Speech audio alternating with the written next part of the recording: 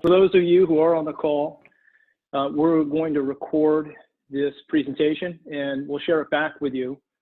And so, anyone that you'd like to share it with, please do so. So, good afternoon. Welcome to Newmark's webinar and strategies for reboarding the workplace when shelter in place is lifted.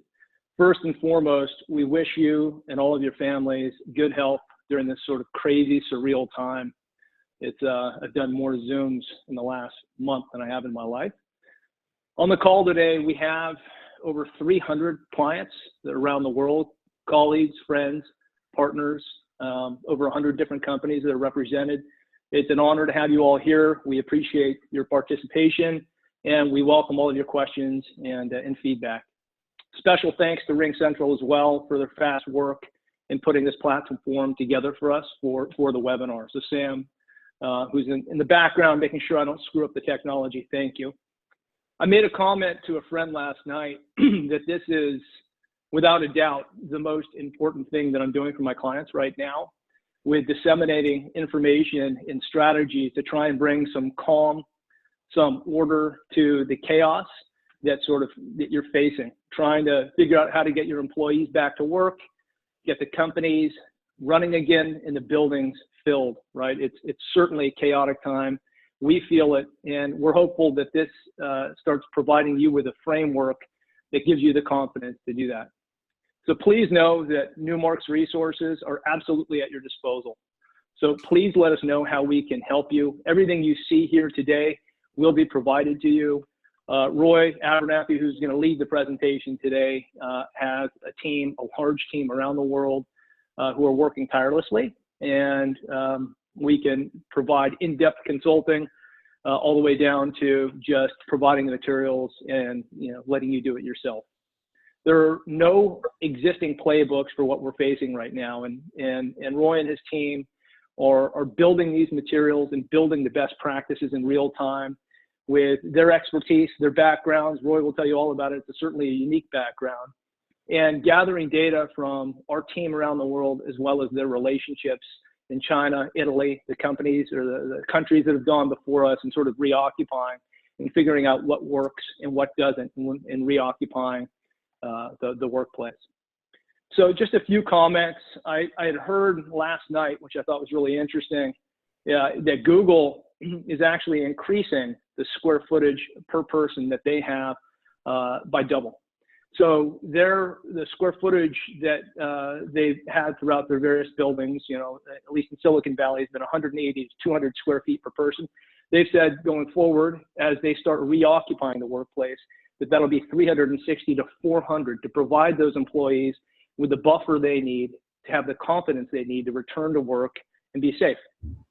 Well, the other folks, right? I mean, that's half the workforce is going to continue to work from home. So certainly from a real estate perspective, we don't see Google subleasing any space in the near term, if ever. And it's sort of an interesting trend that we'll talk a little bit more about, certainly with Roy's strategies. A lot of our clients are asking the question, how do they reoccupy? What groups do they bring back first? Do they do shifts? Do they do an A and a B day, Tuesdays and Wednesdays? This group comes the next day. Is there nothing on the desk? Like certain people reoccupy, essential people. Every company is totally different. Roy will share with you the process to help you determine what's best for your company with a questionnaire that he'll walk you through as sort of the starting point and the cornerstone to building your strategy for reoccupancy. So a few housekeeping items just as it relates to this call. You'll remain on mute. Just the number of people that we have on the call would be pure chaos if we sort of gave everybody a forum to talk. So you will be muted for the duration of the call. If you have questions that you'd like to ask, please do. You'll see a QA link at the bottom of your page, at least you should. And you click on that and we'll receive those questions. We'll try and answer those questions through the course of the presentation. And Roy's been kind enough to block off his schedule for an extended period of time after the presentation so that we can continue to answer questions. So with that, why don't we jump in? Roy, do you want to flip the slide just on the QA? Oh, there it is. You've already got it up. Okay, perfect. So with that, let's get started. You know, Roy, it's interesting. Your career was almost made for this one point in time, and it's absolutely critical that we have somebody with the expertise to sort of steer us through trying to figure out how to get back to work. And so not every day you meet somebody with an infectious disease background, as well as running real estate for large corporations and now running workplace for Newmark. So thank you for joining us. Thank you for all your work. You're working 18 hours a day, I know, because you and I have had some very early morning and late night phone calls. So thank you. So with that, why don't you take it over and tell us a little bit about your background, and then we can jump into the presentation. Thanks, Ben. As you mentioned, I have kind of an odd background for kind of where I've ended up, but not certainly for kind of where we are today from a global perspective. So for the past 25 years, part of what I've worked on is protecting environments or architecture and people from what they call zoonotic diseases. So diseases that move between animals and humans. And I keep asking this question, and it's funny how many people really remember it, but if you go back to the days of mad cow disease, which was a virus that was in cattle that moved between the human and the animal population, that was the first zoonotic disease that I was really involved in. But over the past 25 years, especially from a containment perspective, I've worked with corporations, production facilities, universities, and governments around how to protect the animals who have the disease from the humans, and the humans from the disease kind of transferring back and forth. Our team, and I've got a group that's been with me for roughly 25 years that has kind of moved along with me from company or organization to organization, has experience all the way up to level 4 lab. So containment level that you might consider around Ebola or other higher mortality diseases or viruses than what we have with COVID-19. And then from a real estate perspective, I was in-house at AT&T Broadband, Comcast, and Media One.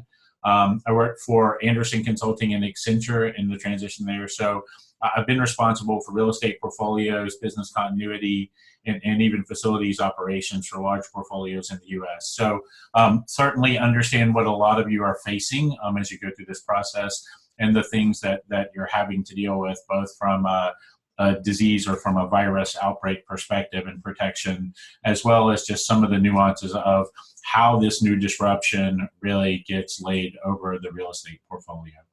I have a team around the world of roughly 250 workplace team members who are kind of on the front lines as we have moved out of the office into working from homes, and as we're starting to move from home back into the office. So we've got teams in China, even now teams in the Netherlands and Germany and France and in Switzerland that are starting to onboard. And I actually live in Georgia, where we actually start to come back tomorrow. So the governor has lifted shelter in place for certain businesses starting tomorrow, Friday, and then for restaurants starting on Monday. So one of the things that we do is our team is a barometer for what's going on, both from a current condition, but also a best practice as we're starting to see things tested in the environment as we come back into the office. You'll hear us talk, not just today, but kind of throughout easily the next 18 to 24 months about BC, which was before Corona, and AC, which is really the new normal, or where we're looking from a worldview, so after Corona. And as you can see across these 8 different factors, the disruption we're currently going through is touching everyone in some way or another, whether it be environmental and what we're seeing as a lessened impact on the environment in many parts of the world, to real estate, the workplace. We're going to see some major organizational changes as we come back, because we're going to have learned how to work differently. I have clients ask me every day, you know, are we learning to work more in a mobile or in more of a flexible way? And absolutely. I mean, I don't think we'll ask the question again of, you know, can part of the workforce work from home or work remotely? We will have tested and proven that we can do that. And then from an economic perspective, it's really what everybody's talking about, you know, the kind of current shift in the economy will have a drastic effect short term. We hope that doesn't last long term. And getting you back to work is part of what we're going to talk about today. And certainly the social and the political aspects of what we're seeing. So, how will we return? So, in what we're seeing in Asia and China, for us in the United States, transportation is going to be one of the biggest bottlenecks.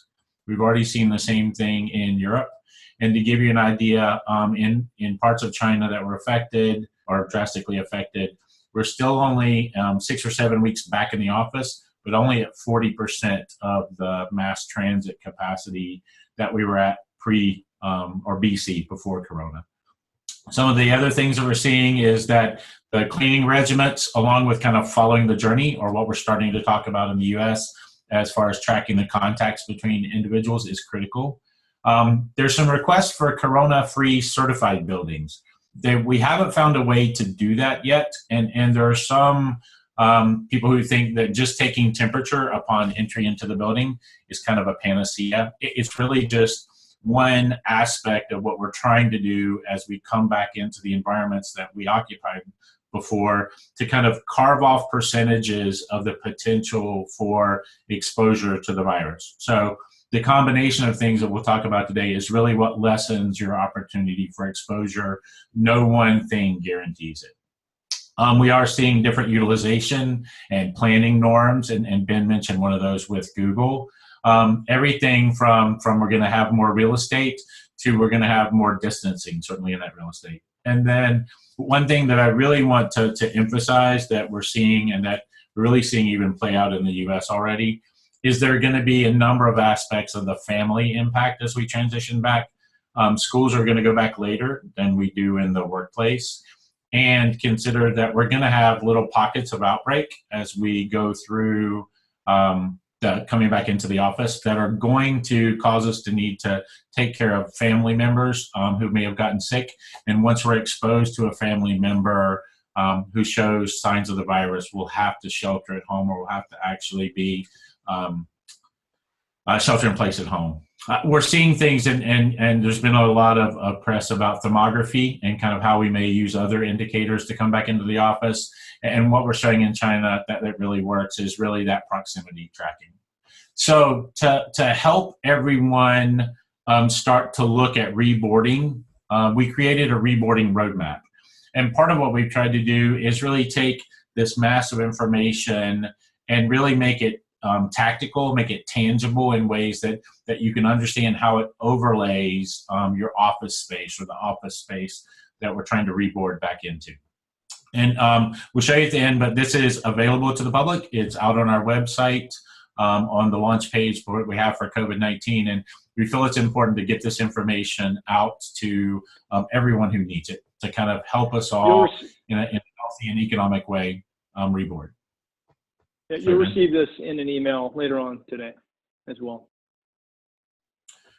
So I'll kind of frame this, then we'll go through the steps and I'll reframe it. But there are really 10 steps to getting back into the office. So first is, if you'll go out and download the roadmap, it will take you through step by step how to evaluate your workplace and how to use it under these social distancing guidelines.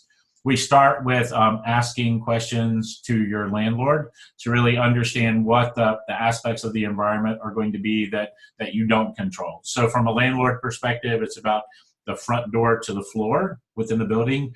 And then from a tenant's perspective, it's about the entry to the floor to the desktop. We have a risk overlay that helps you understand like areas that may need to be cleaned in a way that was different than when you left the space. And we help you understand how to frame those cleaning protocols with either your janitorial services or the landlord. We show it here as number 5, but the reality is you should do this really as soon as you can. Issue a workplace overlay survey that checks on the workforce working from home. And the suggestion is that you use this survey to really bucket the workforce into 3 buckets. One, those people that are very comfortable working from home, they're productive, they've kind of gotten into their groove, and will be successful for the duration of this shelter in place or even the social distancing, and won't be impacted by working from home. The second is there will be a group of people, and we've seen this geographically around the world, and we're seeing it certainly in the US, and in some cases more in urban areas than suburban, that there's a group that needs to come back into the office. And it may be that they're sharing their space at home with 3 or 4 people. And there's really not the ability from an infrastructure perspective for them to work from home. So they need to come in the office because they're restricted in how they work. And then the third group is people as an organization, you may need to come into the office. So like one good example, we're working with an organizations in Boston that have labs. You can't do lab work from home. You have to be in the office to do that. And so that group and that population, it's critical that we get them back into the office. Number 6, we do a capacity overlay. So this is taking your floor plan, kind of laying it out and understanding with 6-foot distancing what the capacity is AC or after Corona and with social distancing versus what it was BC. And so, Ben mentioned Google and the 180 before and the 360 to 400 after. We'll show you an example, and we've got a couple examples out on the website of kind of how to approach that. We suggest that once you get the survey data back, you go through and look at the survey findings and do a workforce overlay, which helps you understand kind of how those people in the 3 buckets need to come back in and help you create your occupancy strategy. And I'll talk about the 3 key ones we see today that are working. From there, create your communications plan. Number 9, mark off your space, so prepare the physical environment as we're able to go back for the workforce to re-on board, and then open the office back up. So I'll walk you through these in a little bit more detail. Sorry. Yeah, no, Roy, I was just going to say, one comment, and a lot of clients have asked, how much construction needs to be done? What do you really need to do? And Roy, you're the expert, but from our conversations and what I've heard from others, is the amount of work that you're suggesting be done is light. It's not, very, very light, few tweaks here and there physically, where it's not a lot of construction. It's more of a wait and see. Let's mark things off. Let's add the certain precautions that you need to add with Lysol wipes on fridge doors or grabs on the bottom of the restroom door for your foot on when you're on the inside and so on. But you're not recommending heavy construction, right? No, and when we get to the end, I'll talk about what we're seeing and hearing from clients. So we see this more in this interim and social distancing aspect is really a subtractive approach. So taking things out of the environment, 1, to reduce spaces that you have to clean, but 2, to really reinforce that 6-foot social distancing. We don't have clients who are really focused on building or constructing a lot of things. And given that, again, here in Georgia, we're going to be back next week, there's not the time frame to really do that and bring the workforce back as well. And so, no, Ben, to your point, we are not seeing a lot of construction going on at this stage. Most organizations are saying we'll see what progresses with the virus and what we learn as the scientists really start studying kind of how it behaves further before we start to make physical changes. So we have broken down kind of what we see happening in the environment and with the workforce into 2 buckets. So one is environmental, and environmental changes are those mitigations that you don't need to change behaviors to have an effect on the workplace or on the environment. And an example is we are suggesting that you change out the air filters in the mechanical systems. And again, that's not to catch the virus on the filter, but that's to make sure the HVAC systems are operating at their optimum. And we're doing that to try to dilute or introduce more air into the environment. We're also suggesting, because we're in the seasonal change right now, to open dampers as much as possible and introduce as much fresh air into the environment as possible. But there are things that really are behavior changes, and I'll give you a couple of examples of those that the workforce is going to have to do as they come back into the space, and that they're going to need to do both for their health, but also for the health of the other people in the organization.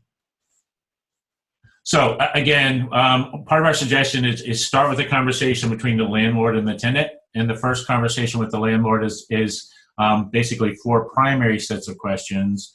1, how will we access the building? Will we have different entrances for visitors and employees? Kind of, how will we reboard the property from that perspective? From a building common areas, you're going to see a lot of landlords kind of pulling elements out of the common areas, like pulling furniture out of the lobbies and the waiting areas. 1, to give us space for us to queue in lines that might be needed, but 2, to reduce the number of surfaces that could potentially expose us to the virus. Changes in elevators, retail, food service, restrooms, the common areas are going to be an opportunity for us to come in contact with the virus. And so we want to minimize that as much as possible. And so also asking the landlord kind of how things are going to be cleaned in those common areas and what the safety protocols and the cleaning methods are going to be. We have already seen the virus get transferred by a cleaning crew that did not change their gear as they went from one tenant to another tenant. So there's an opportunity for exposure there that we want to make sure the landlords and the tenants understand and mitigate. And then making sure that the cleaning specifications are following the EPA guidelines.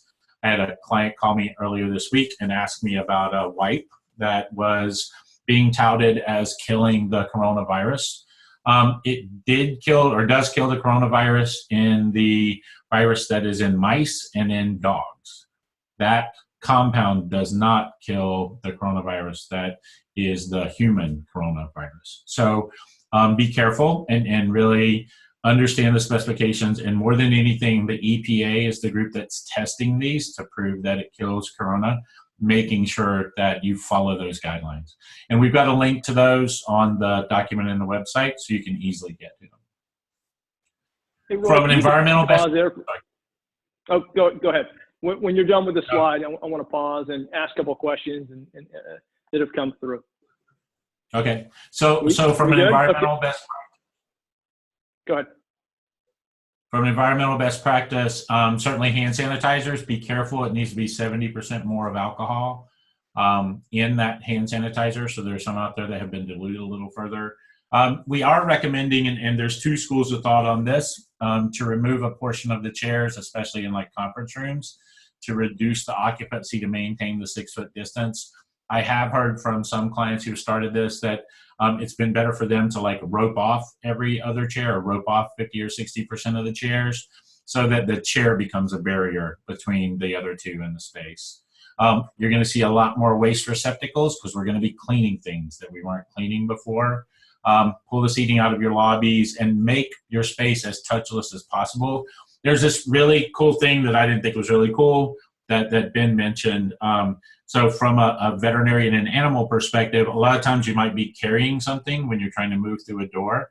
And so we've had these toe pulls that are on the bottom of doors. And so we're suggesting like consider putting those on the bottom of restroom doors. So instead of reaching up and grabbing the handle to open a door, you can put your toe on top of the toe pull and pull the door open with your shoe, which that restroom door is one of the highest potential contaminations. And then again, just something simple like signage to remind occupants, because it takes 90 days for us to really instill a behavior or get used to a behavior. And so everything we can do to remind for the first 90 days is going to be key. Sorry, Ben, you had a question? No, yeah, just a couple of questions have come in, right? So first question, you touched upon elevator briefly. How are people going to deal with getting into a high-rise building, let's say in San Francisco as an example, right? And the weight associated with it, because you can't all crowd the elevator now, nor do you even want to ride up with somebody else probably in the elevator. So how do you even approach that process, getting into your building and going up to the 25th floor? Well, some of it is we're going to queue. I've seen landlords put glass or plexiglass dividers in the elevator, so at least we can double the capacity in smaller ones where 2 people are going into the elevator. But a lot of what we've seen is it's going to be slow, and it's going to be a methodology that you have to put in place to kind of sequence people in the elevator and consider it's not just getting up to the floor, but in some cases it's easy to program the destination elevators so that when somebody gets on, it goes to the bottom and you get out versus stopping on multiple floors as you go down. But it is, transportation to the building is the #1 bottleneck. We think the elevators are going to be #2. And we think a lot of landlords that we worked with, like the first 5 floors in the building, they're opening the stairs and suggesting that people do 1 going up and 1 going down to make the first 5 floors at least more accessible. So another question, you talked a little bit about the dialogue to occur with the landlords, right? Or perhaps that a landlord could take proactively with the tenant. Can you just give us a checklist of the top 5 things that landlord with specific items around the mechanical, the cleaning supplies? What should they be doing to make that building ready for their tenants? Or what should the tenant be asking them to do? Well, number one is communication. So communicating with you as the tenant and preparing you to communicate with the workforce. I mean, the anxiety of coming back in the office is huge. And you know, please don't underestimate that. Number two is really having a protocol for how they control kind of the door to the floor aspect of the building, whether it be queuing in the elevator. Number three, working with the vendors and the amenity spaces within the building and kind of helping those tenants who really support you in the building. I mean, they're because you're in the building, you know, helping them financially kind of recover and get back to a point that they're supporting the residents that are in the buildings. Number four, understanding the vendor traffic. I know in our building in Atlanta, early in the process, one of the engineers actually carried the virus throughout the space. So understanding the contractors that are going to be in the building and understanding the vendors that are going to be in the building, making sure that they understand where they can and shouldn't go. And ultimately understanding and working with you to make sure that you get all the services you need, but that you're protected. And then the last one is just kind of back to the first one. You know, the landlord's kind of the conduit between all the tenants in the building. So anytime anything happens, the landlord being the first place to really kind of communicate the cleaning protocols, any outbreak issues, what they're doing with systems, and ultimately, as things continue to change, the measures they're taking to make sure that we're addressing everything from cleaning protocols to systems and operation. Perfect. Thank you.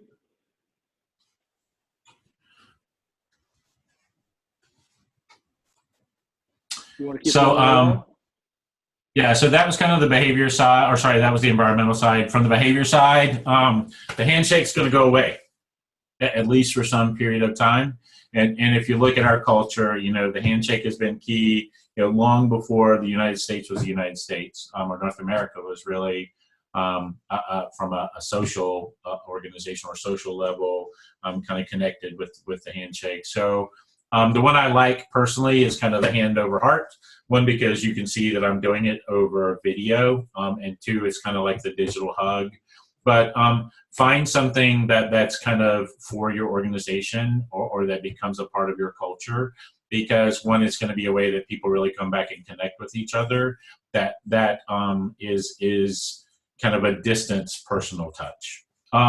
Number two, one of the biggest potential issue is we're going to carry our technology with us, and we're going to move things between our home and office. And so keeping that as light as possible, make sure that we don't carry any contaminated surfaces from one place to another. Your laptop, as I mentioned before, is the biggest potential contaminator or carrier back and forth. So one thing to do is contact your laptop manufacturers or your technology manufacturers and make sure the cleaning products that you're using don't void the warranties. Number two, make sure that you enable the workforce to be able to clean them as they come in and clean them as they leave, or wipe them down at least as they leave. And then to not take a lot of things with them back and forth, especially from a paper perspective or things that kind of go from one surface to another surface. Also, don't carry your laptop around while you're in the office. We talked a little bit about kind of the contamination aspect of that, but you tend to put your laptop on surfaces, and when we carry them, we tend to put our forefingers under it and our thumb on top. As soon as we do that, we're exposing our fingers to everywhere that laptop has been, and then we're touching our face, which is part of how the virus gets conveyed. Abandon desktop phones and move to cell phones, because that's actually the highest risk on your desktop. And then this sounds simple, but we've gotten really used to Amazon and UPS and FedEx and getting things at home while we've been working at home. Make sure that your staff don't come back in and start having those things delivered to the office, because it's just another opportunity for things to become contaminated. So we created 3 what we call overlays. And so when you think of an overlay, it is taking your existing environment and looking at the risk, looking at the capacity, and then third, looking at how the workforce might use it during this first stage of actually coming back into the office. There'll be progressive stages that either get tighter or looser as we go by, but this first stage is really what we're focused on in this initial overlay. So for the risk overlay, we walk you through the process of looking at all the potential risk or high risk areas within your space. So areas that are high touch, like elevators, reception areas, break rooms, cafes, shared rooms. Realize that in the United States, our handicap code tends to be, or look at a 5-foot turnaround as the controlled design distance. We're in a 6-foot social distancing requirement. So we're at a social distance that's greater than the handicap code requires. So most of our restrooms were not designed for 6-foot social distancing. And then from a touch perspective, we tend to be a high touch environment too. So finding ways to really identify those high risk areas, create this map that you see on the right, and then be able to sit down with the cleaning crew or with the landlord or both and understand how you're going to increase the cleaning cycles. Other things not to forget is high risk intersections. And so there's been a lot of conjecture about kind of like one-way traffic through the office or other concepts. Just be careful to focus on the high risk intersections, because in some cases, regardless of the one-way traffic, those are still ways or places where people could literally run into each other. And then two, just make sure that if you're going to do a one-way traffic model, that you don't end up, like in this case, having somebody who's right next to the restroom when they first go, have to go all the way around the floor and potentially contaminate the whole floor to get back to their desk based on the one-way traffic. So kind of be smart about that. From a medium risk, these tend to be spaces that the users will clean based on need, or as an example, we're suggesting for conference rooms, maybe if you need to meet in those spaces, move from 1-hour cycles to 50-minute cycles and ask the occupants to clean the space as they vacate it. It does two things. One is it gives them that 10 minutes at the end of the process or end of the meeting. But number two, it prevents people from queuing outside the room to wait for the next meeting. So it kind of gives you a rest between the two. And then lastly, don't forget your high touch devices. So room scheduling systems, card readers, other things that are high touch technology that would also need to be cleaned as you go through or as people use these spaces. The second overlay that we suggest is a capacity overlay. And so this is taking your current floor plan, using a 6-foot social distancing, looking at how spaces can be repurposed, and creating a BC before Corona capacity and an AC after Corona capacity. So you see in this one, we go from 161 as the accommodation BC and 104 as the accommodation AC. And so to a great extent, sorry, Ben. And that's the, no, I was gonna say, that's the number of people, right? And so the calculation, what we often sort of, at least in Silicon Valley, we equate everything to square feet per person. And so Roy did the calculation to show you a very dense floor to 125 square feet per person, that with the COVID-19 overlay turns into, about 200 square feet per person.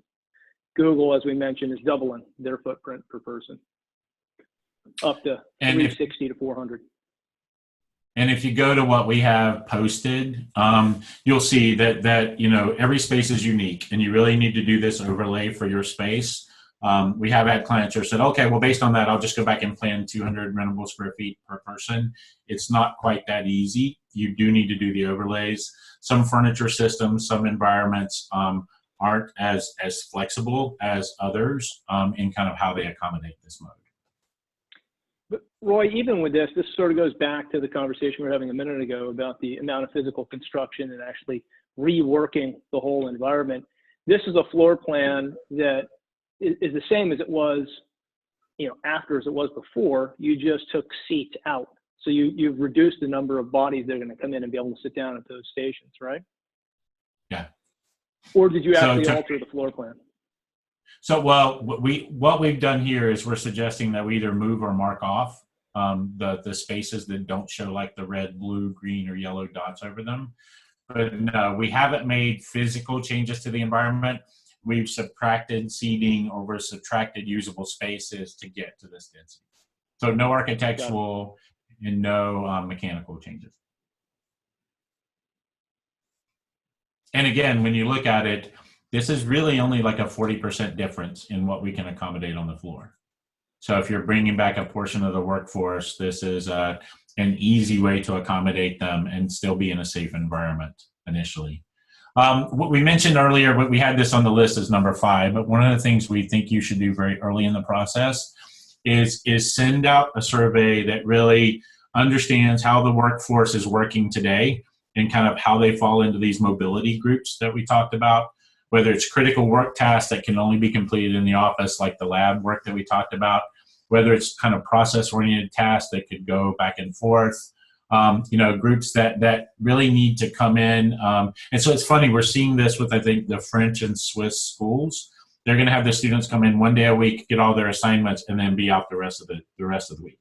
And they're doing that for 2 reasons. One, because they're having some difficulty in getting the assignments and kind of the connection of the students. But 2, it gives them a full 7 days before the students are back in, which is the short-term maturation of the virus. So for a great deal, you're going to see signs of the virus before they would come back in the next 7-day cycle.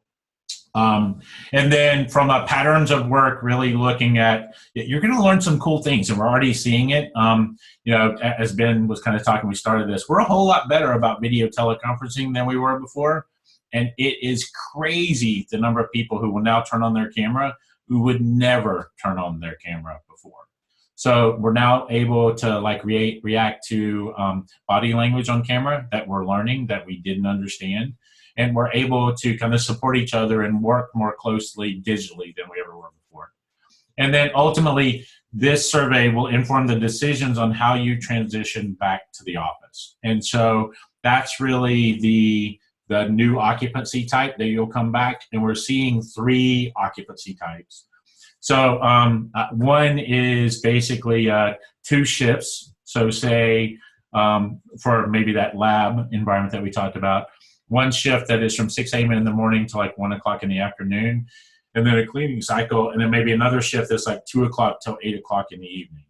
The nice thing about that in an urban environment is we're kind of bracketing the transportation choke point because we're kind of riding earlier, midday, or midday and later than we would have in a normal cycle. The other aspect of it is it allows us time to kind of share the space. Another good example of what's worked is dividing the workforce that needs to come in into 2 groups. One group comes in Monday, Tuesday, Wednesday's a cleaning day, and then the other group comes in Thursday, Friday, and then a cleaning day. The nice thing is you have 5 days from the time they leave to come back. So again, you're able to sample or survey the population before they come back into the building.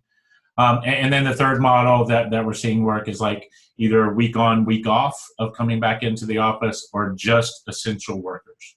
So just that portion of the population that you say have to be or you need to have in the office, or that can't work from home because they don't have the infrastructure to do it.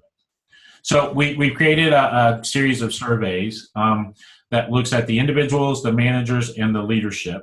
And I will tell you, the biggest impact we're seeing from an anxiety, from an overload of work, and from managing teams is those people who manage other people. So those middle managers in the organization are the ones we're seeing suffer the most and have the hardest time adjusting. In some cases, no one's really had an entire team that's been forced to work at home without, in some cases, training or the ability to kind of ramp up to it. So the middle managers are the ones suffering. And then when you look at your reoccupancy model, if I'm a manager and I manage people who are on the A and B team, does that mean I have to be in the office the whole week?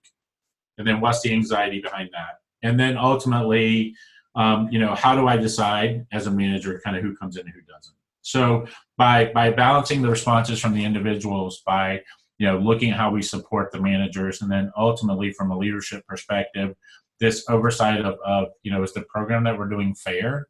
Are we really achieving our objectives? We've heard a lot of people say we're more productive at home.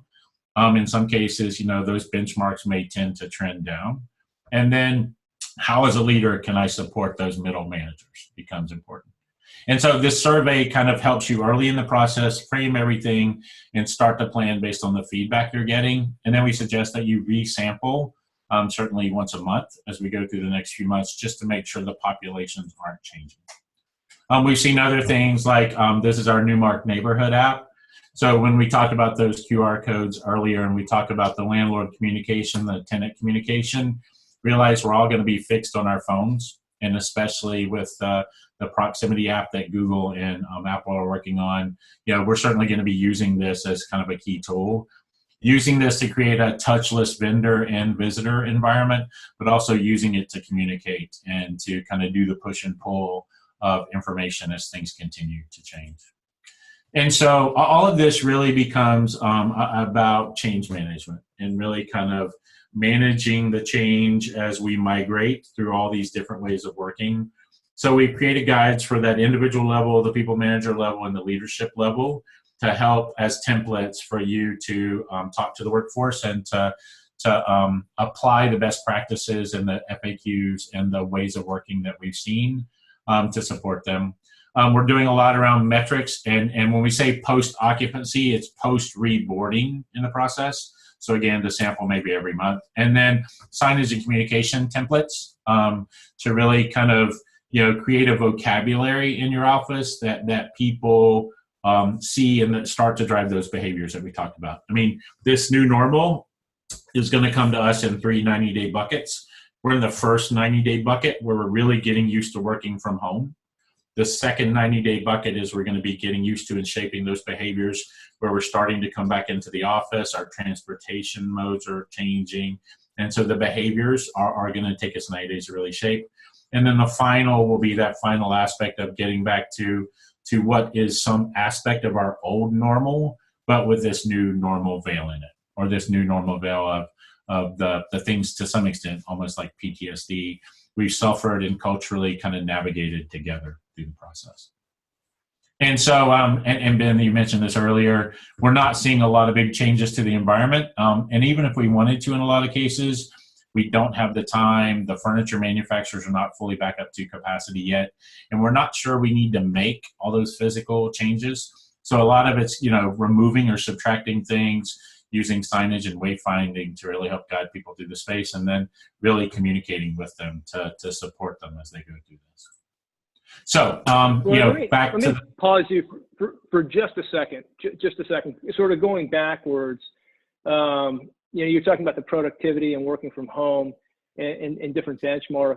With the analysis you've done and your team's done around the world, do you have any metrics around, sort of from an overall perspective, how the productivity is for employees? And I realize it ranges across every different type of company.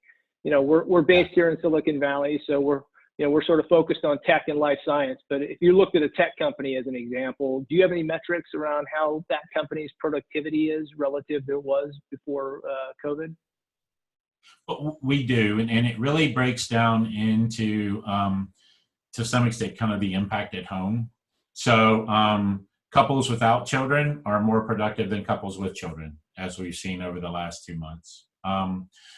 Couples that have one spouse that might be in the healthcare industry, might be, potentially more exposed. In some cases, they've taken to sheltering in place in different places.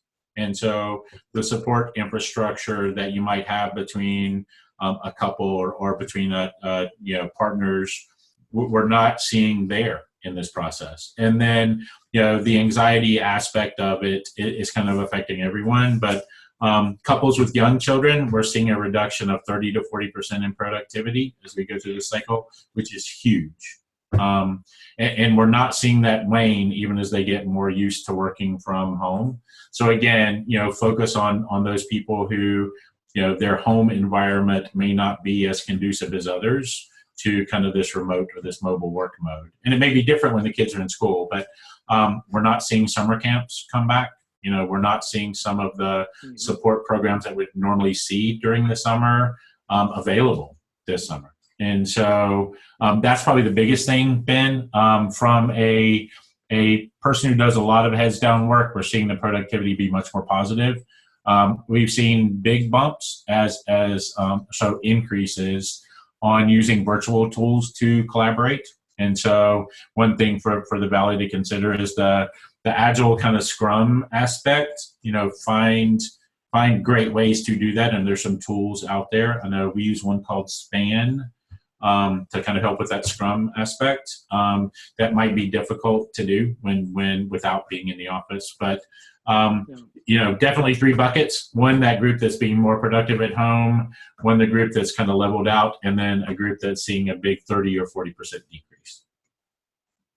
And again, you get that data from issuing the questionnaire. You're working hard on a questionnaire now that we can release to all of those that are on the call. That's going to be available this week, early next week. What's the timing on that? It should be able to go out late this week. Erica is looking at me as I say that because I've marked it up to go out. And there's some aspects, like in California, certain things that we can't ask that we can ask when we put it out in Thailand, or we can ask when we put it out in Germany, or we put it out in the UK. So we're just sensitive to you questions that are vetted for your market. And so certainly as you take them, or have your legal look at them, have HR look at them before they go out, to make sure that we're not asking something that's going to be more disruptive and not supportive, which is really the intent. Got it. Okay. So so for all who are on the call, we'll issue that questionnaire as soon as we get it from Roy, right? So it'll be a second email, Monday, Tuesday, or whenever it's done. Cool.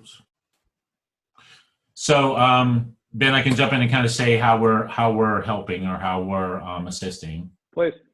Yep.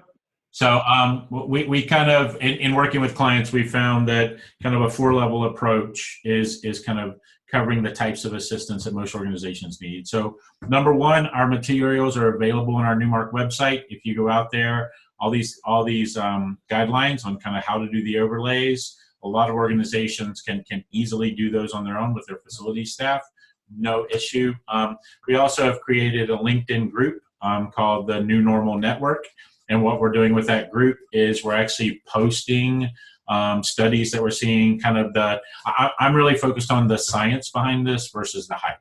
So that's where we're trying to post those and keep current on all of those. So if you'd like access to that, as long as you're connected to someone who's connected back to Newmark, you can be invited or request to join that group. And that's the New Normal Network group within LinkedIn. Number 2, we are hosting, and I'm doing this pretty much every day, all day long, video conference calls with clients, tenants who are going through this process and just have questions as they go through it. So we're answering those questions and really helping you understand kind of, again, every space, every building is a little different, the nuances behind this and the things to consider as you go through the process. Number 3, we pulled off a group of people from other assignments, and we have them doing overlays. So I think today we're at 1.5 million square feet that we did in overlays today with that team. And then the 4th is we do have some clients or companies have asked us, I need to go focus on the health of my business. I can't deal with this right now. Can you guys just prep our space for us to come back? And so in those cases, we're taking our property and project management teams and reallocating them for a period of time to kind of get your spaces ready. And in some cases, even kind of help you come back in for the first week or so. And then ultimately, down at the bottom, there's this conversation between the landlord and the tenant. And certainly if you're uncomfortable about having that, or don't understand the crossovers between the door to the floor and the door to your desktop, let our brokers help in the process. I mean, that's why we're here. That's what we do every day, all day long. So, Roy, do you want to flip to the next page? So these 4 different buckets, obviously we'll have all the materials out to you. We'll continue to send it. I think the next page is, maybe Sam has to do it with putting it onto the website. But all of the materials will continue to come out via the LinkedIn, via the emails, via your brokers. If I'm not your broker, ask them, they'll get it to you. So we'll continue to publish all of this information. It's free, it's no charge. We want to help everybody, right? I mean, we're all sort of stuck in this together, right? So with that, it's 5 to 2. We've got a pile of questions here that we didn't get to, and so what I might suggest we do is we start tackling some of these, and we'll just sort of go down in order and take them, right? So Roy, I'm going to read these to you and let you fire away, okay? So the first one, what recommendations do you have for employees in co-working spaces or small lease spaces? How long should we expect to minimize the number of people we have in the space? So nobody knows the answer to the term question. And again, if our Western Hemisphere kind of maps what we've seen in Asia, there will be outbreaks. So I think it's Singapore that started and thought they had controlled the levels, and they've seen certainly pockets. So no one knows how long this is going to last and when we'll go and come from a shelter-in-place mode. So we need to be agile, certainly, and flexible in how we deal with it. From the small co-working spaces, it's to some extent, if you look at some of the models have kind of compartmentalized office areas for a group of people. So just be conscious of how you social distance and share those spaces. The big concern there is just the protocols around using all the shared spaces.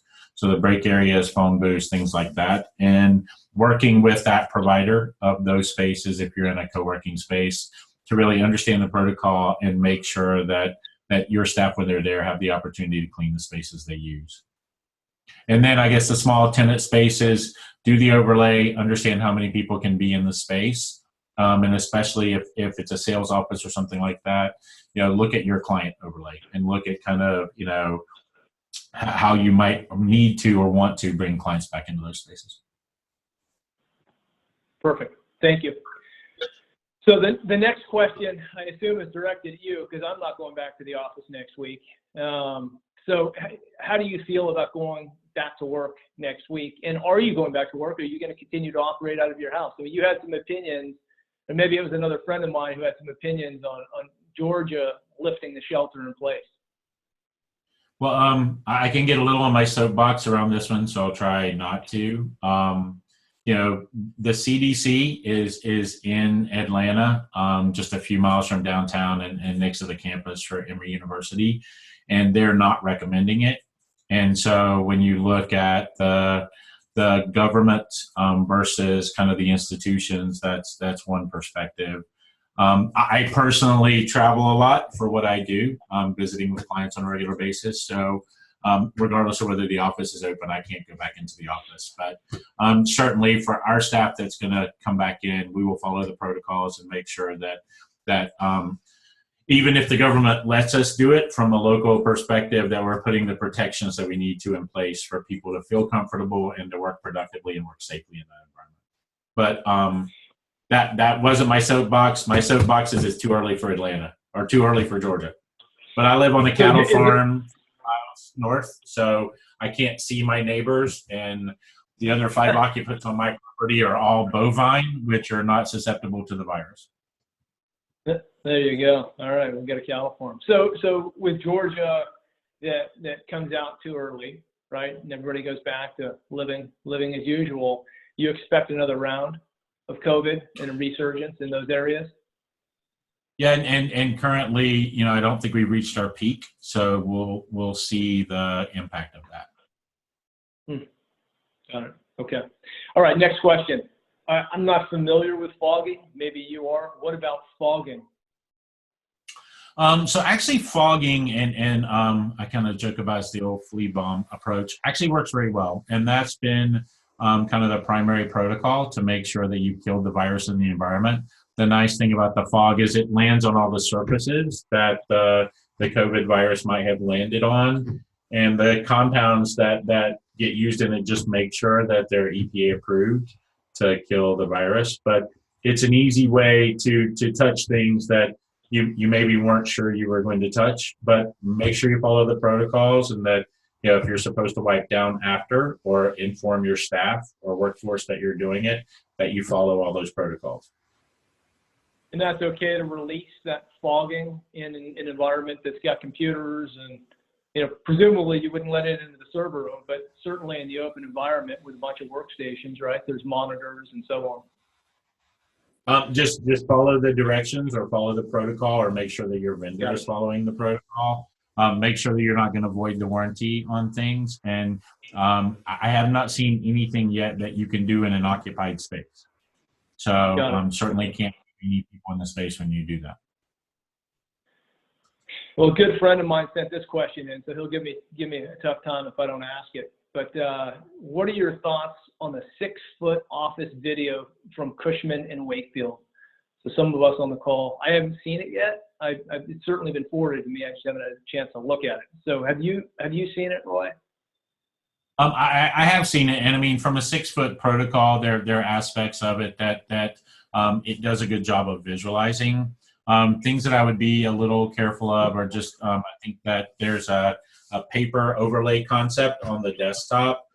Just consider if somebody comes in and like flips through all those papers when they take one, they may have contaminated the stack in the process. And so, some of it is just thinking how your organization needs to work and doing what's right for you. I mean, there is no one solution that fits for everyone. And then the comeback aspect of it as to whether we'll come back in a need to be 6-foot distancing forever.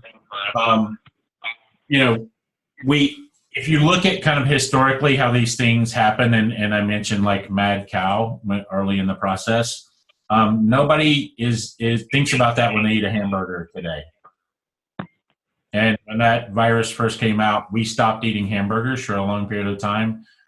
We'll forget this one too, to some extent. And there's some organizations that are saying, once we have a vaccine, we think we'll just go back to the way we were before. And there's some that'll get close to that. So I do think that don't overreact, take a wait and see, make sure that you're supporting the staff the way you need to support them today, and that you're supporting your business the way you need to support them today. And that may not entail the long-term being that 6-foot social distancing.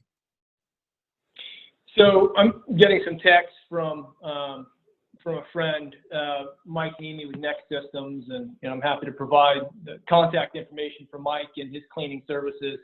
But he's texting me about the fogging, saying that there's 2 types. There's static and electrostatic. And the electrostatic is much more efficient and much more effective. And so I'm happy to provide his info, and you could direct some of those questions to him if you'd like to have that conversation. So the next question, are tenants gravitating toward their own building? So standalone building, there's a lot of those in Silicon Valley, as opposed to mid and high rises, if possible, versus sort of the multi-tenant building. I don't, from my own perspective, I would guess that it's probably too early to tell, right? I mean, nobody's really doing anything right now unless they absolutely have to. But I haven't seen that with the conversations that I'm having. Roy, as you look at these other markets that are reoccupying, we've got a longer runway of going through this, are you seeing them gravitating to standalone buildings? Do they even exist in Singapore and Shanghai and these other markets? That they do, and I do this lecture on kind of the history of the headquarters. And so if you look at where we were not long after the Spanish flu, so coming into the 30s and 40s and 50s, when that was still an echo, we had corporate campuses. And if you go back to a lot of the purpose for that corporate campus, and I always go to AT&T's old corporate campus, it was multiple buildings in kind of a park environment. And one, there were some systematic ways to do it. You grew by building another building. But 2, the buildings were separated by exterior space that allowed you to kind of contain them. What we've kind of in the last 10 years moved to a model where we consolidate a lot in towers, downtown environment, to where we're exposed, or we have a lot of the population in one building. If you have an outbreak and that one building is kind of put out of commission, you may look at that after this as a bigger risk than you would be. So we've got a couple of clients that have been a little better served by having a campus with smaller buildings than kind of one big building. So that's a trend that we think we'll see come out of this. The second is really looking at, if you are in one building or you want to go to one building, an ability to kind of isolate as you go through the building. And to, we think there's simple things like cleaning regimens, like these 3 floors, all the cleaning products, the staff, the crew, the carts, the trash cans will only serve those 3 floors. And then we'll do something different for the next 3 floors. So, ways to, again, as you look at a viral outbreak, ways to just carve the percentage of potential exposure, because there's no one thing that's going to fix it. So we had this conversation the other day. You're using your work with Walgreens as headquarters, their own personal headquarters, and the independent buildings that they have. I can't remember what you said. It was 9 or 15 different buildings or so on. So just so I'm clear in my mind, do you like the model where, if a tenant has a large campus, you like the multiple building model, 2, 4 buildings, as opposed to a single building that can be more easily contaminated? Is that right? And I think I may have joked about this, but it's probably more relevant than you think. There's a reason that chicken barns are not on campuses with like one big chicken barn. And realize that this is influenza, which tends to be more avian than it is mammalian in the process. And so one of the historic ways to isolate zoonotic diseases is to compartmentalize the physical infrastructure of the buildings. So, and this is just, somebody who's been doing this for a long time. When you have multiple buildings on the campus, it's just easier to isolate something than if you're in one big building. So my recommendation would be consider it if it's a good fit in the right location for your workforce. But I mean, if you're trying to attract and retain kind of a downtown workforce, the real estate cost to go to a campus is probably going to be too high. So you're going to have to look at alternate ways to do it, like a vertical campus. And there's some great comments or great ways to do it today that architects and what have come up with to take what would be that horizontal campus and just compartmentalize it vertically. Got it. Okay. We'll keep going here. So you mentioned that some high rises in San Francisco are opening upstairs up to 5 stories for the occupants. How do you see the social distancing playing out for a high rise building work, if it is even possible to work through stairs in case of fire or other types of emergencies? So in an emergency, the building systems will react the way they're supposed to. The stairs will open and we'll vacate the buildings. You'll be able to socially distance if that's what's needed in evacuating. But realize that the fire codes weren't really written for a social distancing aspect. So, well, we may in some cases, and this it's kind of a unique governmental time as well, because we have the federal government saying one thing, we have the state government potentially saying something different, we have county or parish governments, and then we have city governments.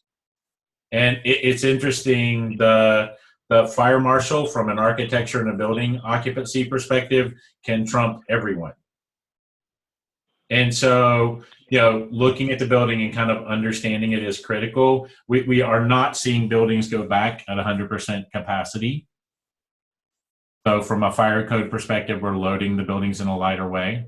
But the building systems will react properly. And when you think about it, the virus and smoke are not that different in kind of how they land on things or how they approach. And in a fire, you're really worried more about smoke in a high rise than the fire. So there are protocols in place to help deal with it, but we think we'll go back much lighter while we're social distancing. So at that 50% capacity or 40% capacity before we get back at 100% capacity, which is how the buildings were designed.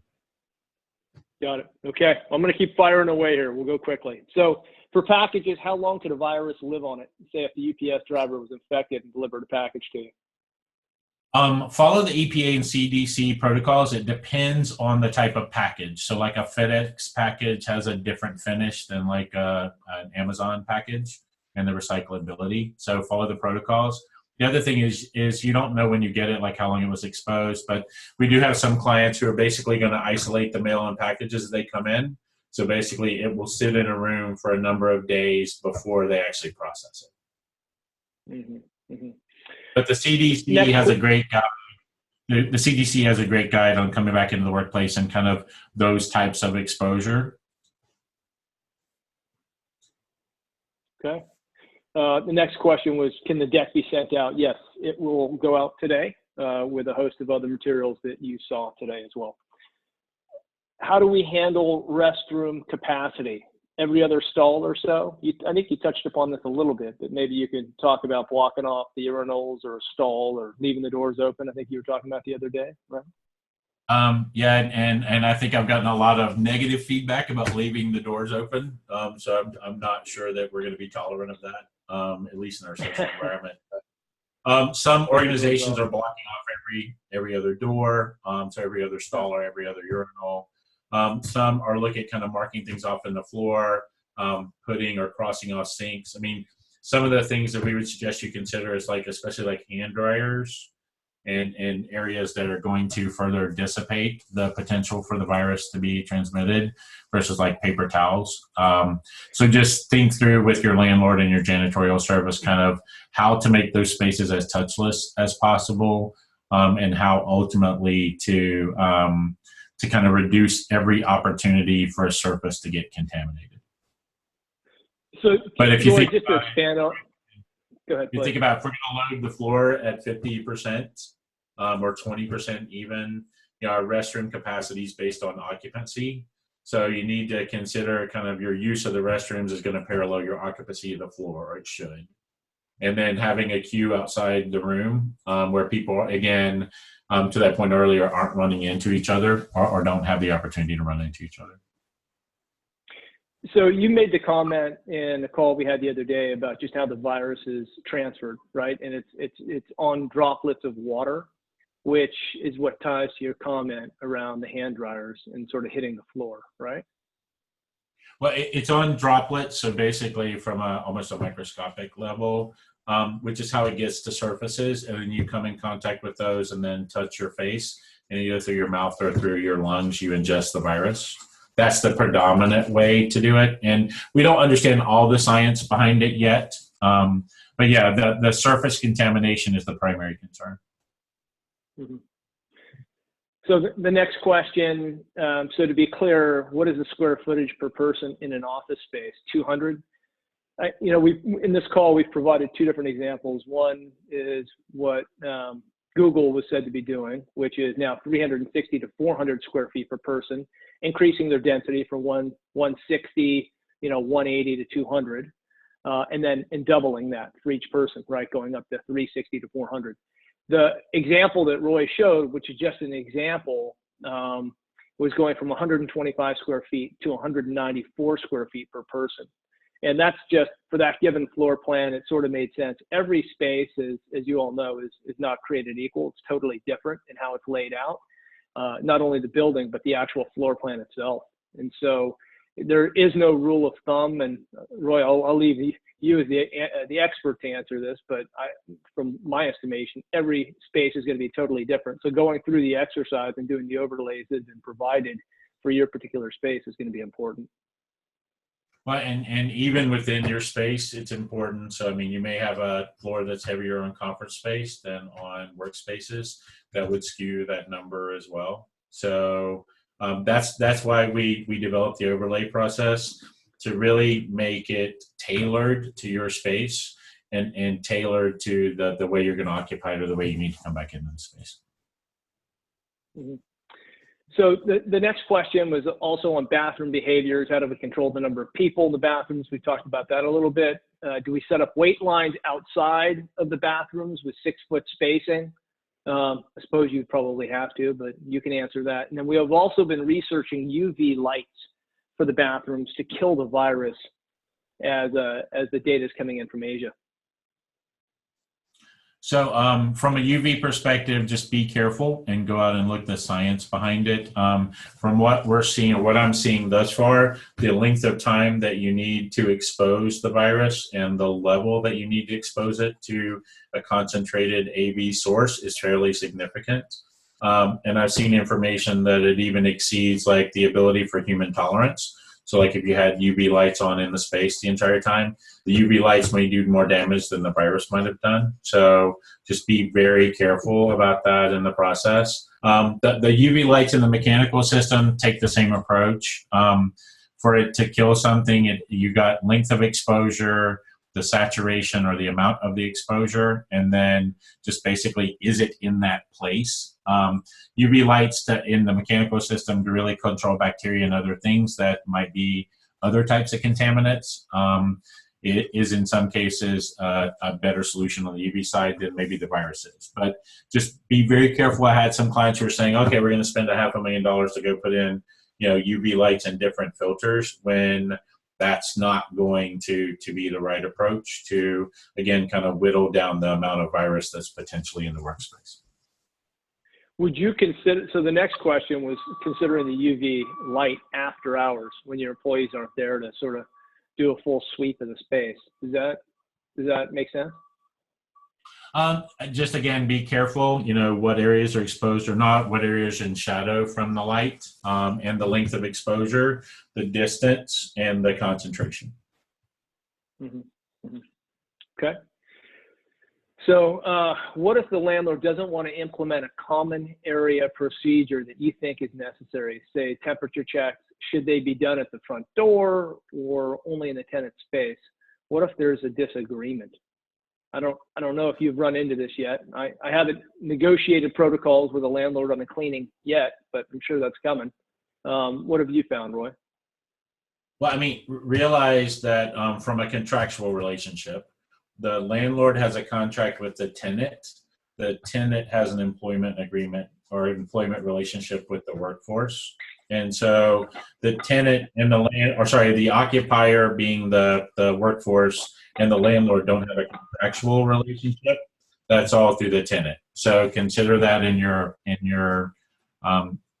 negotiation or in your conversation realistically. The other thing is we're seeing certain states that consider thermography or taking a temp as a biometric reading.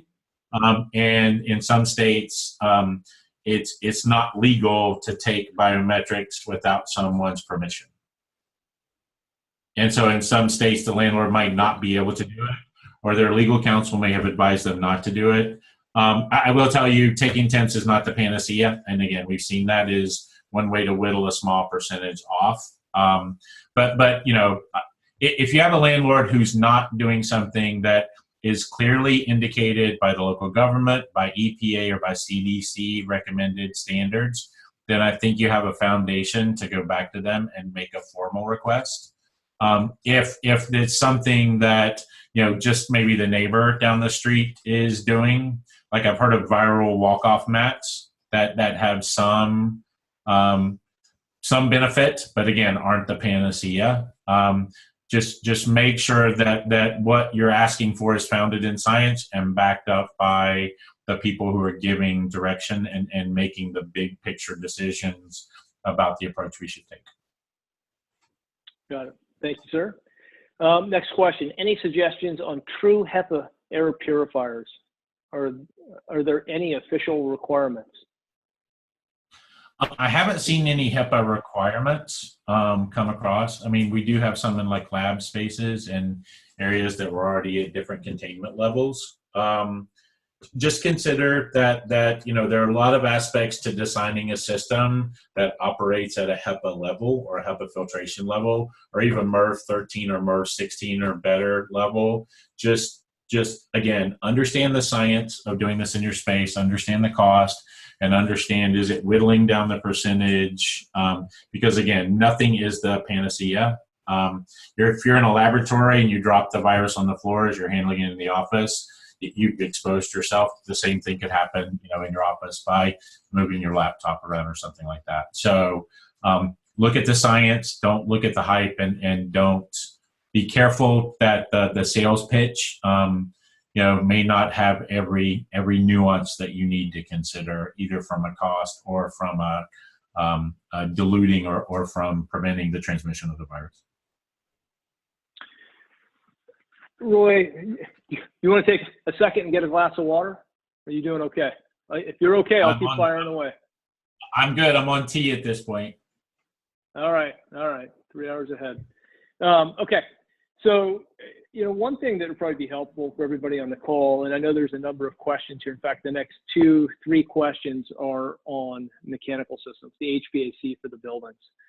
So you and I talked about this in a call we had yesterday around sort of opening the dampers, trying to push air down to push the virus down, So the question that was posed here, and maybe you could sort of expand upon the question, just talk about the virus relative to the mechanical systems and just providing a little more detail. But the question is, what do you think about the transmission of the virus through the HVAC systems?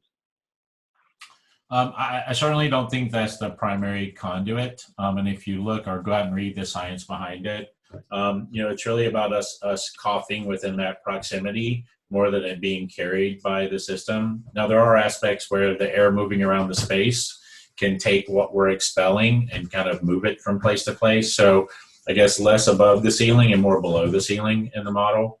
But I mean, there are other concerns around the mechanical system if they've been cut off for a long period of time. So say if the building was totally shut down to save cost while you've been working from home, you should consider and ask your landlord about. I don't, from a overall recommendation perspective, we're not currently seeing science behind needing to add filtration to or drastically change the mechanical system. Okay. The cleaning of the mechanical systems, anything special as it relates to that based on what you just said, or not? Cleaning surfaces, I mean, just again, the EPA has been the entity testing cleaning products, materials, and procedures for COVID and to kill COVID. And again, that example I gave you earlier, where it kills it in one species but not in another species. If there's anything I can convey that you really should print out and kind of take to heart, and EPA's done a great job of actually. And they had a March 5th and I think a March 20th update, and they'll continue to update it as new products come out.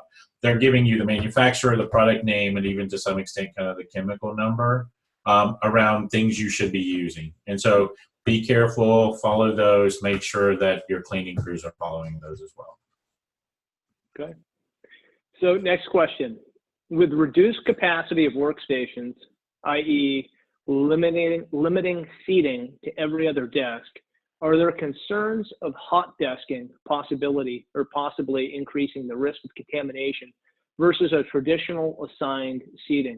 You talked about this yesterday, and maybe you could expand upon this question as well in the thoughts around not having any personal items at the desks and so on. Yeah, so think of, everything that's on the desktop as a potential exposure. So number one, cleaning the desktop off, whether it's going to be an individual occupying it for the duration or shared as a desk space. Number two, give the individual the opportunity to clean the desk surface, but also to clean their devices, clean the things they brought with them from home and back to the office. I do have a little bit of a concern that over time, we're going to be less diligent about cleaning those spaces. So I do think that, at least in what we've seen behavior-wise, if you're sharing a space, you're more diligent about cleaning it. When you're not sharing a space, the behavior tends to be that I didn't spill anything yesterday, or I didn't really do anything yesterday. You don't know what happened that night. You don't know if somebody brushed past that space. You don't know that you didn't sneeze at home or somebody sneezed at home and it touched the bottom of your laptop. So and again, this is really look at your organization and look at the behaviors. One scary thing for me, and they saw this in the Spanish flu in the early 1900s, and you saw this actually in our population. One of the people on my team is an intern that interned with us this year while he was in college, I think at Villanova. If you remember back to spring break, which now seems like a year ago, there were a lot of cowboys and cowgirls in spring break who weren't worried about the virus, who went to Florida, who went all over the country. And a lot of what we're seeing now is they were actually exposed, and they came back or they came back symptomatic or came back with signs of the virus. I'm a little concerned that if we don't really kind of drive these behaviors and to some extent frame the workplace in a way that people are cognitively reminded to do the things that follow the protocols, that we'll get a little cowboyish and we'll start to let our guard down, and that'll be when we have an outbreak.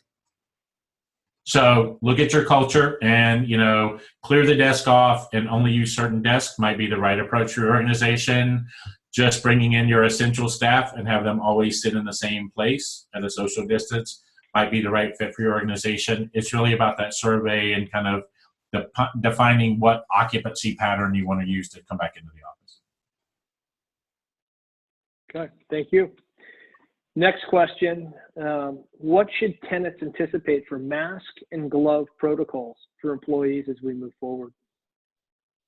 Well, and realize I think the CDC is still referring to it as face covering versus mask, and you've got everything from like the N95 mask down to things that have been handmade. We're not seeing a protocol yet for gloves, and realize, if you're a doctor and you're treating a patient, you change your gloves like 100 times a day. I mean, every new patient you see, you're taking your gloves off and putting them in the trash can.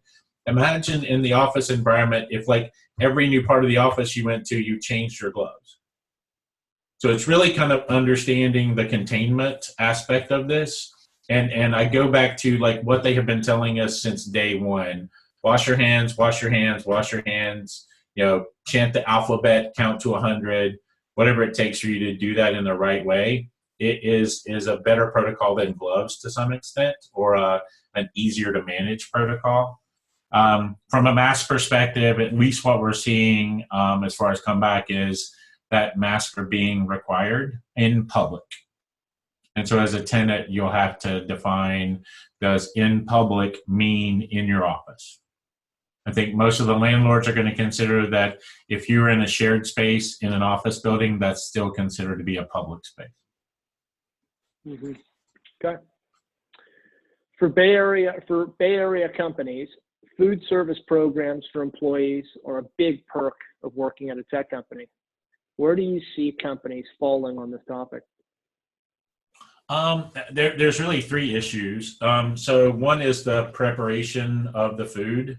And so, look at kind of all the protocols behind that and kind of how the food gets to where it's distributed to the employees.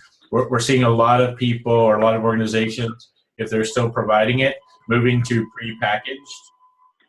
The second aspect is you can't eat when you're wearing a mask. So where you consume the food has to be thought of. And like in the overlay, we suggest that you really kind of do single seating and distancing in kind of the cafe spaces.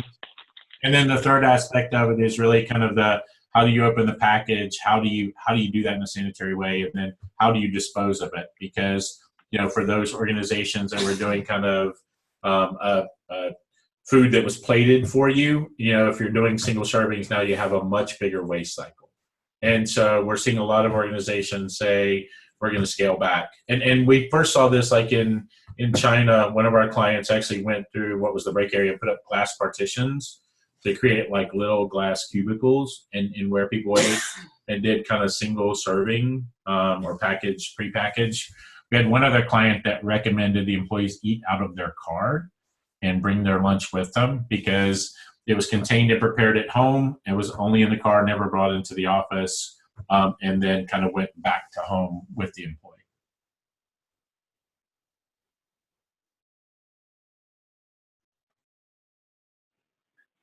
$200 per person for desk space or total office?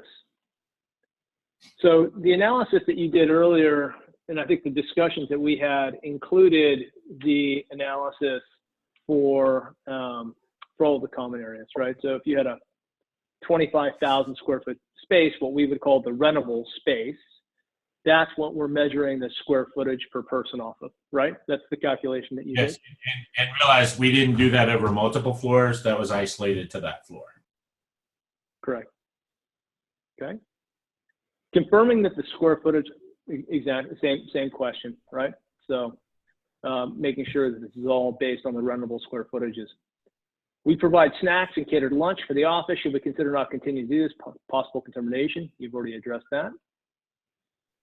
Thoughts about using brass or copper door handles? The worth switching them out. We've heard a lot about copper and copper's ability to even from a viral or bacterial perspective. Just again, be careful about the science, because a lot of times the copper that you would put in those environments is coated with something. So the surface you're touching is not true copper. But if you go back, I mean, copper has been used. I mean, if you go back 100 years ago, like my great grandmother had a copper sink in her house. And I grew up on a dairy farm where we had copper cleaning basins.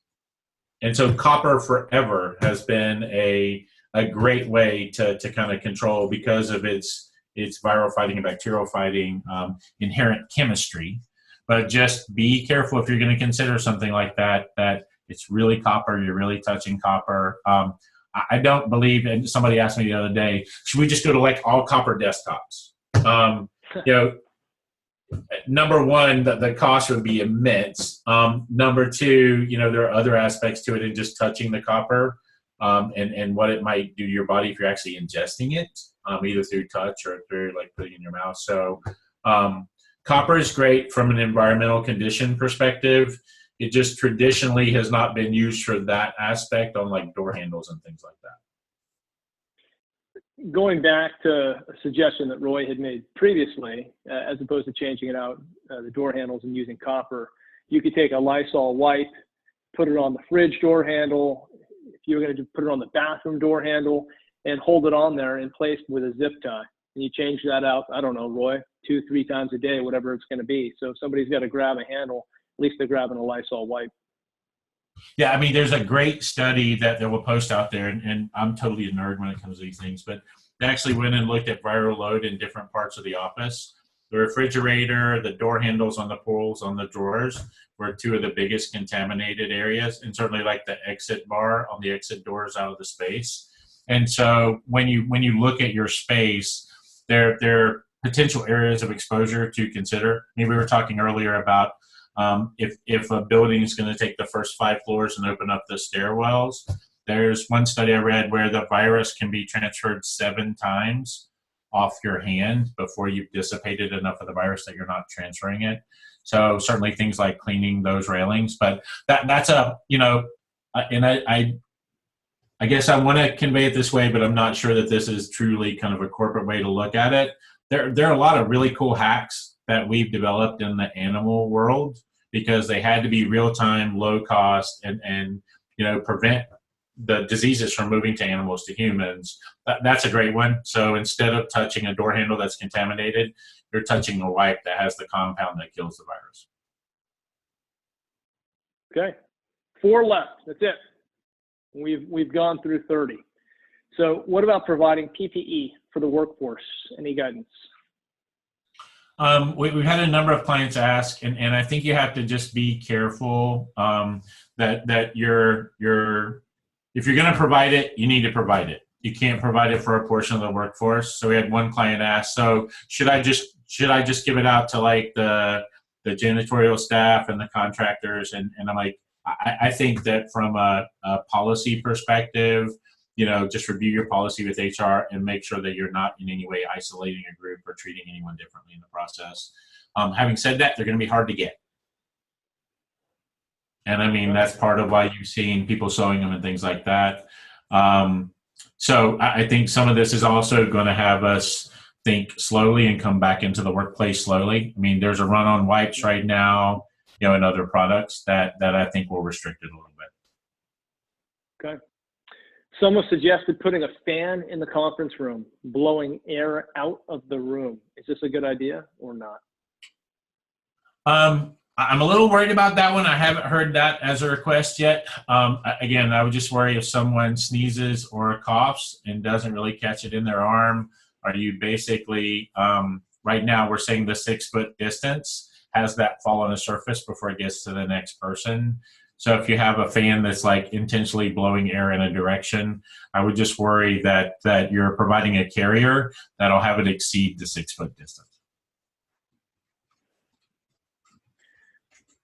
Okay, so back to mechanical and conference rooms. Recommended to make closed rooms, i.e. conference rooms, offices, etc., negative pressure rooms using the HVAC balancing.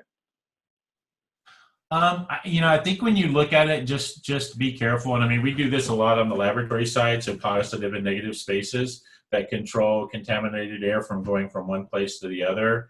One of the studies I read said the biggest issue that we find in hospitals is where the mechanical system either stopped operating optimally or the air was turned on backwards. So something that was supposed to contain air in a room ended up blowing it out of a room. So I think there are opportunities to positive pressurized spaces. Just realize when you pressurize one, you're pushing it into another, and just be cautious of kind of that trickle down mode. In spaces where we really use this aggressively, realize that we're exhausting air either to the outside or we're HEPA filtering like in biosafety cabinets. So just be cautious, make sure you're really going with the engineering behind it, because you could do more damage than good in that process. Okay, Roy, you're almost off the hook. The final question, unless the folks that are still on the call, we still have a significant number of attendees on the call. What does this mean for airline travel? Partitions between seats? The last one is the one that scares me the most.